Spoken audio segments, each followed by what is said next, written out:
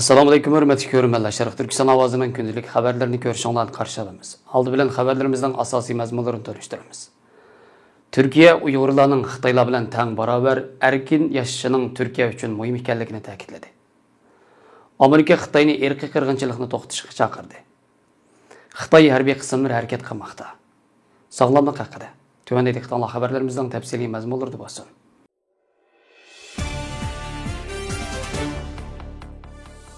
14 iyul Erkin Asya Radyosu xabarida Türkiye Devlet Prezidenti Sarayı axborot ishxonasining bildirishicha, Prezident Recep Tayyip Erdoğan 13 iyul kuni Xitoy davlat raisi Xi Jinping bilan telefon orqali so'zlashganda, Uyg'urlar to'g'risida to'xtalib, Uyg'urlarning Xitoy fuqarosi bo'lish sifati bilan Xitoylar bilan teng barobar farovonlik ichida erkin yashashi Turkiya uchun muhim ekanligini, Turkiyaning Xitoyning zamin butunligiga hurmat qiladiganligini bildirgan. Turkiyadagi eng nupusli gazetlardan Cumhuriyet gazetasining xabariga asoslanganda, Türkiye Prezidenti Recep Tayyip Erdoğan Xitoy davlat raisi Xi Jinping bilan telefon orqali qilgan so'zlashda, ikki davlat o'rtasidagi tijorat, mablag' solish, energiya, qatnash va sayyoh sohalarda berilgan ishbirlikni kuchaytirish va rayon xarakterlik masalalar to'g'risida muzokaralashgan. Xitoyning davlatlik axborot organi bo'lgan Yer shari vaqti to'g'rida e'lon qilingan xabarda aytilishicha, telefon orqali o'tkazilgan suhbatda Recep Tayyip Erdo'g'an Xi Jinpingga Xitoyning Turkiyaga setib bergan Covid vaksinasi uchun rahmat aytgan. Xitoy bilan vaksina ishlab chiqarishda hamkorlikni kuchaytirishni orzu qilganligini ta'kidlagan. Amerika, Kanada va Gollandiya qatorliq bir qism g'arb davlatlari, hukumat va parlamentlari Xitoyning Uyg'urlar qarta berayotgan siyosatini irqiy qirg'inchilik yoki insoniyatga qarshi jinoyat deb qaror ma'qullagan bir paytda qayerda izilayotgan bir musulmon bo'lsa, biz ularning qishida bo'lamiz degan shuar bilan Turkiyani boshqarayotgan Adolat va taraqqiyot partiyasining raisi va Turkiya prezidenti Recep Tayyip Erdo'g'anning Xitoyning Uyg'urlar qaratgan siyosatini irqiy qirg'inchilik yoki insoniyatga qarshi jinoyat deb to'nimasdan Xitoy raisi Xi Jinpingga yuqori so'zlarni deyish yetarlikmi? İstanbul'da faaliyet yapayotgan Sharq Turkiston Tashkilotlar birligi raisi Hidayatullah Oğuzxon apandi Türkiye prezidenti Recep Tayyip Erdo'g'anning Xitoy raisi Xi Jinping bilan telefon orqali qilgan suhbatida Uyg'ur masalasini tilga olishining bir ilgirlash hisoblansimi, lekin buning yetarli emasligini ilgari surdi.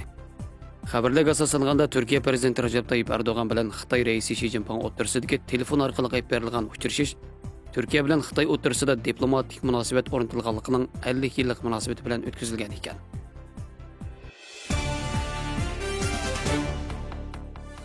Xitoy Kompartiyasi Sharq Turkistonda kishilik huquq dafsanchiligini aqlash uchun Aqtashliq kitob e'lon qilganda, Amerika Xitoy Kompartiyasiga besim ishiltish va irqiy qirg'inchilik masalasini hal qilish harakatini kuchaytirmoqda.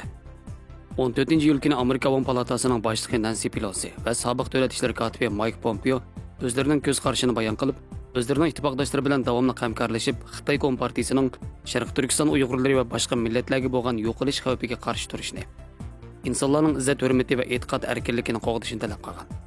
Xitoy Kompartiyasi Davlat ishlar mahkamasining uchur ishxonasi 14 iyul kuni atalmish Xinjiangdagi barliq millatlarning barobar huquqining kapolati temasida 13 ming xatlik Aqtashliq kitob e'lon qilib, Xinjiang hozir tarixdagi eng yaxshi taraqqiyot bosqichida deb shakarlab, atalmish Xinjiangning yashash huquqiga unumli kapolatlik qiladiganligini, erkinlik huquqini hurmatlab qo'g'daydiganligini, adil sotlanish huquqini qo'g'daydiganligini, Xinjiangdagi barliq millatlarning fuqarolik va siyosiy huquq kapolatlik qilishda barobar ekanligini, ayollar va bolalar xizmatiga intayin ahamiyat beradiganligini, 2014 yildan 2020 yilgacha atalmish Xinjiangdagi ishchi xizmatchilarning umumiy soni 11 million 352 mingdan ko'payib, 13 million 560 mingga yetganligini, atalmish Xinjiang qonunligini qo'g'dashda ching turish, qonunsizlikni cheklash, oshqo'llikni tizginlash, singib kirishga qarshi turish va jinoyatga qarshi turish prinsipida ching turib, diniy erkinlik siyosatini yo'l qo'yganligini ta'kidlab, butun dunyoni yana aldashga uringan. Amerika Xitoy Kompartiyasining Sharq Turkistondagi Uyg'ur qatorliq millatlarni bostirishni to'xtatishga, tutib turish lagerlaridagi xohlagancha qo'lga ilinganlarning shartsiz qo'yib berilishini chaqirib, xalqaroning ayblishi va majburiy emgak, tutib turish lagerlari, qiyin qistoq, jinsiy tajovuzchilik oid keng paketlar bo'lsa-mu, Xitoy Kompartiyasi Sharq Turkistonda yanada irqiy qirg'inchilik va insoniyatga qarshi jinoyat sodir qilib kelayotganligini, u vahshiyliklarga sal qarashga yoki inkor qilishga bo'lmaydiganligini, o'zlarining ittifoqdoshlari bilan birlikda Sharq Turkistondagi Uyg'ur va boshqa millatlarga qartilgan majburiyat emgaki, irqiy qirg'inchilik va insoniyatga qarshi turish jinoyatiga mas'ul bo'lish uchun davomli tirishadiganligini ta'kidlagan.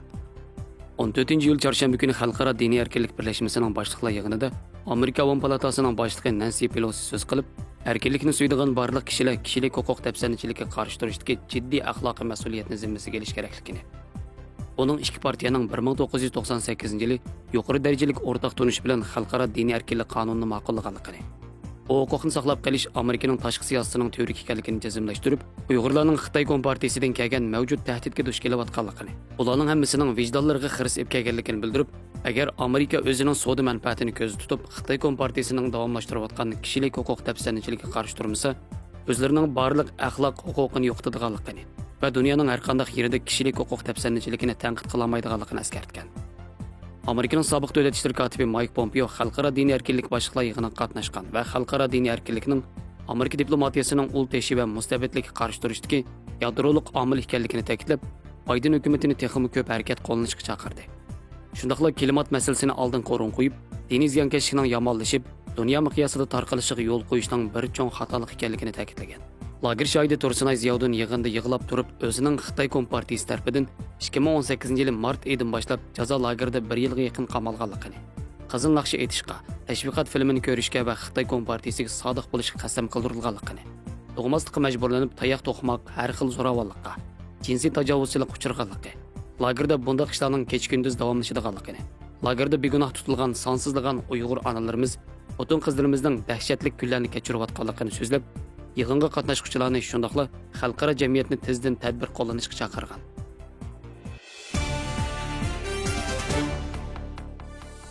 13-iyul seshanba kuni bir ijtimoiy tor filmda Fujiandagi Tayvan bo'g'oziga yaqin yuqori sur'atli tosh yo'lda nurg'unlagan suvda ham quruqliqda ishiltilgan Bronevik va quruqliq Bronevik mashinasini epmangan nurg'un qatnash mashinasining paydo bo'lganligini ko'rsatgan. Ba'zi to'rdoshlar buningga javoban Xitoy Kompartiyasining kunduzi ochiq oshkora hech qanday yo'q yapmay harbiy aslahalarni yutkishi cho'qim o'zlarining kuchlikligini ko'z qilib, kishilarni qo'rqitib xalqlarga qo'rqoq selayotganligi. Bo'lmasa ko'pincha vaqtlarda harbiy o'rlashtirishlarning kechida bo'ladiganligi. Bunda qilishning aslida hokimiyat beshidagilarning qanchalik qo'rqayotganligini bildirdi degan. Hozir qadar Xitoy Kompartiyasi bu harakatlar to'g'riliq hech qanday rasmiy va yerlik taratqularda Fujian rayonidagi harbiy faoliyatlar to'g'risida xabar bermagan.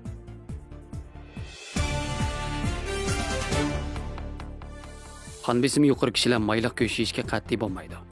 Yuqori qon besim bemorlari mayliq go'sht yeyish uchun imkon qadar saqlanish kerak.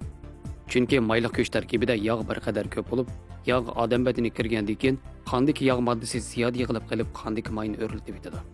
Yuqori qon besim bemorlari osonlik qon tomir qatishish yoki qon tomir tariyishini keltirib chiqaradi.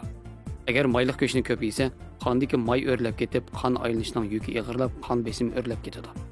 Shundaq bo'lib qolmasdan yuqori qon besim bemorlari tuzlangan go'sht, pichiqlab ishlangan go'sht, kavob va mayda pishirilgan go'shtni yesa bo'lmaydi yoki nihoyat oz yeyish kerak.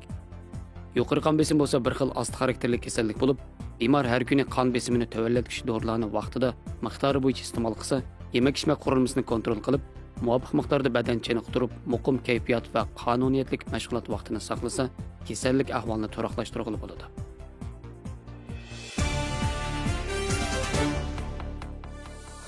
Xabarlarimizni ko'rganingizga rahmat. Ko'rishguncha omon bo'linglar. Xayr xo'sh, Allohga omonat.